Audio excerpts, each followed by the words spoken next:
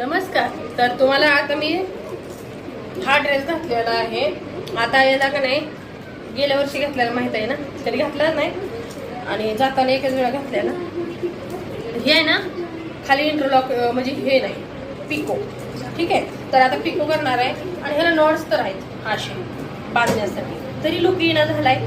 तर मी काय करते, पिलूचा एक बेल्ट आणलाय चोरला आम्ही, पिलूचा एक बेल्ट. ठीक आहे, तर हा बेल्ट ह्यो असा छान दिसतोय का असा छान दिसतोय हे नक्की बघा.